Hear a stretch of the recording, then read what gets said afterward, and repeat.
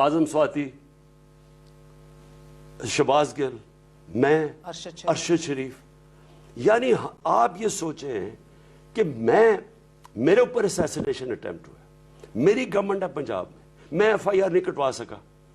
और वो ही नहीं, सिर्फ उसके बाद जो JIT बनती है, वो JIT को चलने नहीं दिया। 4 मेंबर JIT को डरा धमका के, कौन सी पावर है जो पुलिस वाले सारे डर गए। वो जाके उन्होंने स्टेटमेंट्स बदल दी हैं अपनी।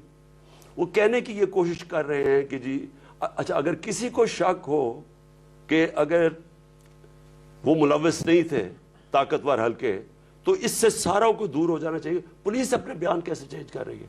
जिस पुलिस वाले ने जाके दूसरे शूटर की गोलियां छत पे देखी थी, उसने जाके कह दिया जी एक ही शूटर है। तो कौन इनके ऊपर प्रेशर डाल रहा है? आजम स्वाति, अरशद शरीफ, शहबाज गिल, अभी ये जो फरहान लड़के को मारा इन्होंने, वो जो मुनस लाके, यानी अगर आप ये चीजें माशरे में करेंगे। मगर आप ये सब माफ करने को तैयार हैं? मैं पहले क्लियर करता हूं।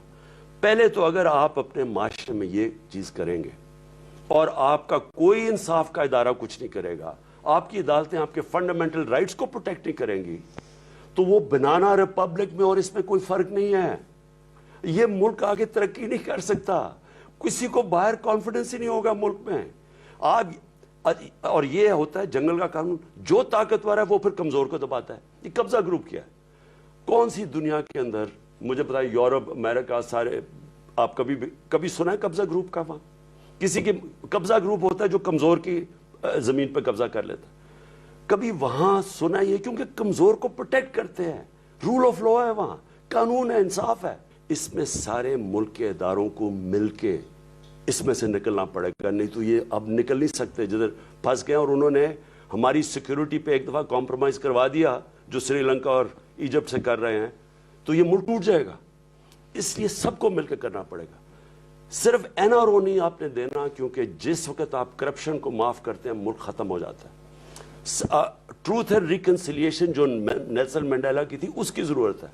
Oh, you're offering truth and reconciliation now. वो नहीं जो कि जमहूरियत में भी इसका जिक्र हो गया था, वो लेकिन ना, ये तो अगर ये मुशर्रफ ने गलत इस्तेमाल किया था रिकंसिलिएशन, मंडेला का ट्रूथ एंड रिकंसिलिएशन बिल्कुल मुख्तलिफ था। उसका ये था कि जो साउथ अफ्रीका की जो गोरों की रजीम थी, उन्होंने बड़ा जुल्म किया था अफ्रीकन के ऊपर। तो उसके बाद उन्होंने कहा कि यहां तो कत्लेआम हो जाएगी, जब अफ्रीकन पावर में आएंगे। तो तब उन्होंने ये फैसला किया कि पहले आप सच बताएं कि आपने क्या जुल्म किया, फिर हम तुम्हें माफ करेंगे। सो ट्रूथ एंड रिकंसिलिएशन है कि आजम स्वाति से सच बोले कि हाँ हमने ये गलत किया है, माफी मांगते हैं। मेरे से कहें कि हाँ आपको हमने कत्ल करने की कोशिश की, माफी मांगते हैं। इनसे करें ये जो है शहबाज गिल, अरशद शरीफ का मैं नहीं कह सकता, मैं अपनी पार्टी का कह सकता। हम माफ करने के लिए तैयार हैं, मुल्क की बेहतरी के लिए, जो साउथ अफ्रीका में हुआ था। लेकिन चोरों को आप कभी माफ नहीं कर सकते। जिस वक्त आप माफी किससे चाह रहे हैं?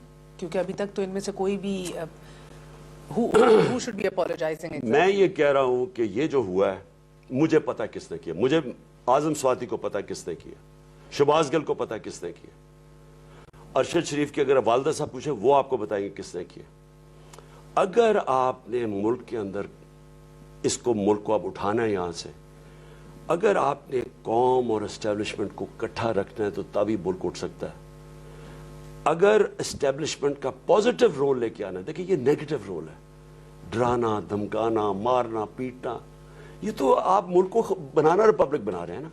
इसी ताकत को आप पॉजिटिव रूल, कैसे रूल ऑफ लॉ एस्टेब्लिश करने में। मुझे ये आपकी बात थोड़ी सी खतरनाक भी लग रही है, अनरियलिस्टिक भी, बिकॉज आपको पता है हमारी ग्राउंड रियलिटीज़ क्या हैं। इनमें से अगर आपको इदारा माफ़ी मांगते हुए दिखाई दे रहा है आज, या उस पर सोच भी रहा हो, जिस I don't see it happening. नहीं, मैं इदारों की तो बात नहीं कर रहा ना, मैं तो वो लोग जो जिम्मेदार है उनकी बात कर रहा हूँ। इसमें थोड़ी सी थी, इन्होंने किया, ठीक है, इनको माफी मांगनी चाहिए। Civilian and military both.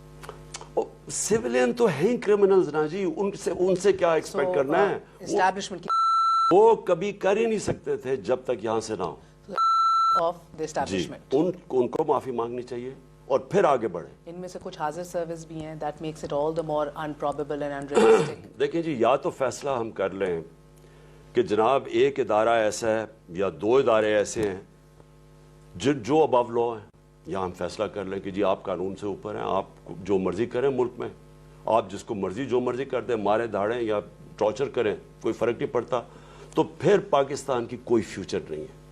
یہ بنانا ریپبلک بنتا جا رہا ہے. میری بات مارے مہر, میں نے پاکستان کے ساتھ بڑا ہوا ہوں. میں نے مجھے یاد ہے جنرل مشرف کا مارشل لاء. میں آنیسٹلی آپ کو کہہ رہا ہوں, کبھی ایسی چیزیں نہیں اس دور میں ہوئی.